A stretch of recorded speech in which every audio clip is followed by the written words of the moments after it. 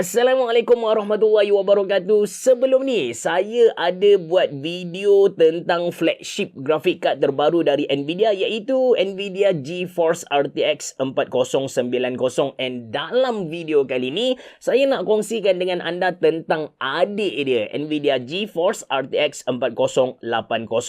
And kalau RTX 4090, saya kata dia adalah pembuka kepada dimensi baru gaming 4K 240Hz. Untuk adik dia ni, lepas saya test, saya boleh kata kepada anda, dia masih lagi pembuka kepada era 4K gaming, tapi lebih bajet. Dia boleh run dengan 120Hz ataupun 120fps dengan lancar punyalah. Nanti saya tunjukkan kepada anda tentang iGame GeForce RTX 4080 16GB Advanced OC. Anda bersama saya Ashraf Jeffrey dalam channel YouTube Mona Lisa. Kalau anda belum tekan butang subscribe, pastikan anda tekan butang subscribe dan juga button loceng yang ada dekat tepi dia. Jom.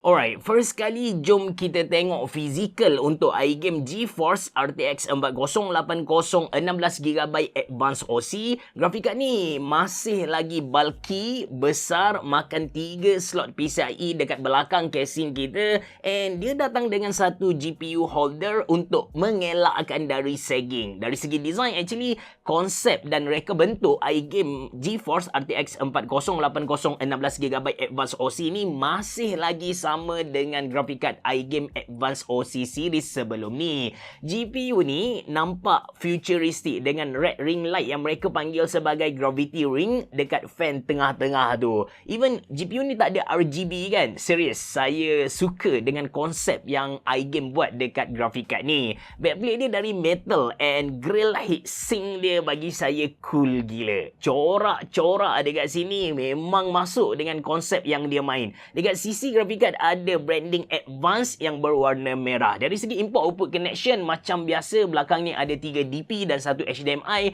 and untuk kebanyakan graphic card iGame memang ada satu OC button. Dari segi power consumption, recommended PSU untuk iGame GeForce RTX 4080 16GB Advanced OC ni ialah 850W, which is dalam video kali ni saya guna power supply terbaru dari FSP, iaitu FSP Hydro G Pro 850W PCIe 5 ready. Yes, macam abang dia, iGame GeForce RTX 4080 Advanced OC ni pun guna connection yang sama, iaitu PCIe 5. Nvidia ada bagi kepada kita adapter ataupun converter PSU biasa ke PCIe 5, but saya highly recommend anda guna power supply yang dah pun ready PCIe 5 macam FSP ni. Dari segi thermal performance, iGame GeForce RTX 4080 16GB Advanced OC ni perform dengan default setting. Saya run stress test guna Firmark, suhu maksimum ialah 65 darjah saja. Kalau gaming,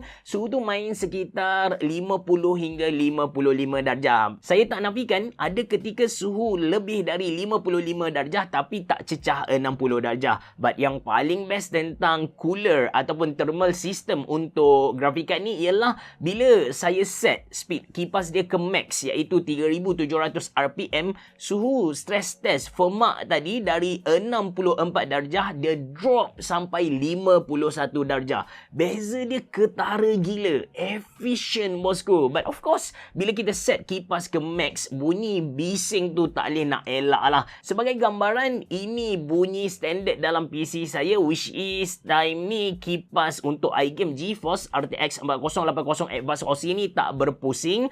Lepas tu bila saya set putaran kipas dia ke level yang paling tinggi, anda boleh nampak sendiri dia punya audio meter tu naik dari 45dB ke 65dB. Bising ke tak? Kalau bilik anda tu just nice macam bilik studio saya ni, memang kita dengar dengan sangat jelas lah. Cuma actually tak perlu pun kita nak set kipas dia ni sampai putar kuat-kuat macam ni. Tak perlu pun. Dengan default setting pun dia dah mampu bagi kepada kita satu thermal performance performance yang padu. Anda boleh pantau sendiri pada akhir video nanti. Saya letak beberapa klip gameplay yang saya test. Alright, ini graf gaming yang saya dapat untuk iGame GeForce RTX 4080 16GB Advanced OC. Spesifikasi PC saya kali ni, saya pakai prosesor terbaru dari AMD iaitu Ryzen 7 7700X. Motherboard saya pakai Aorus X670 Elite AX. Lepas tu RAM dari Kingston iaitu Kingston Fury Renegade DDR5 32GB dengan speed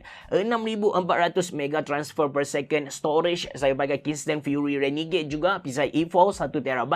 Cooler dari Cooler Master iaitu Master Liquid 360L V2 ARGB White Edition. Power supply FSP Hydro G Pro 850W PCIe 5 ready, and casing dari Cooler Master juga H500P. Macam saya bagi tahu di awal video tadi, iGame GeForce RTX 4060 16GB Advanced OC ni pun adalah pembuka kepada era 4K gaming, tapi untuk entry level gitu. Anda boleh main dekat monitor 4K 144Hz tanpa ada sebarang masalah. Memang kita dapat feeling apa cantiknya image yang kita tengok dan juga betapa smoothnya movement yang ada dekat display kita. So, kalau 4K tak ada masalah, 2K dengan Full HD tu tak payah cerita lah. And salah satu benda yang Nvidia highlight gila-gila masa keynote mereka untuk graphic card RTX 4000 series ni ialah DLSS 3.0.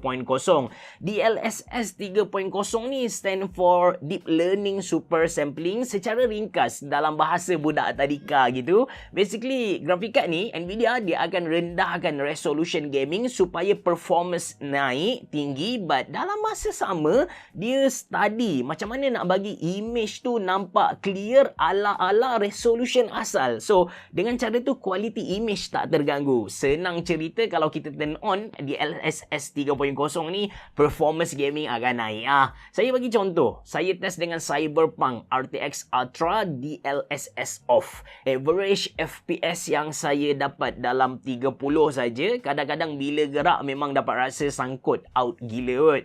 Tak boleh main bye, seriously. Tapi bila kita turn on DLSS 3.0 dengan Ultra Performance setting, dari 30 FPS dia meroket naik sampai 80 FPS secara average, macam comparison yang saya sedang tunjuk kepada anda ni.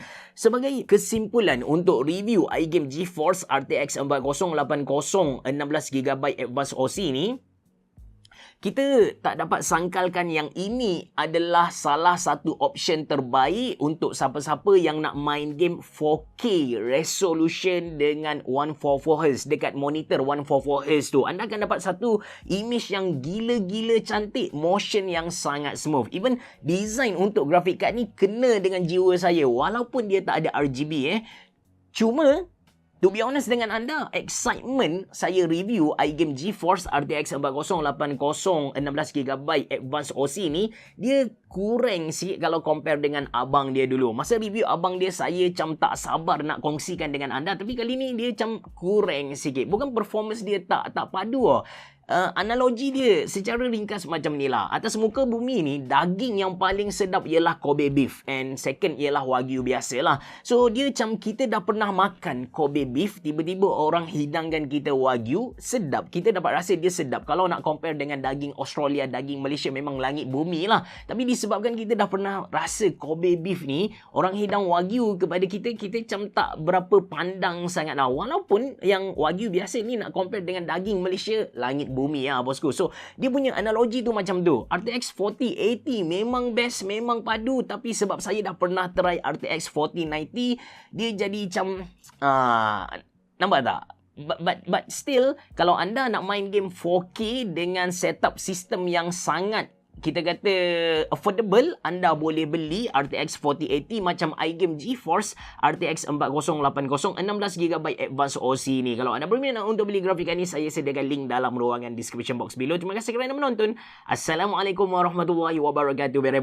Jumpa lagi.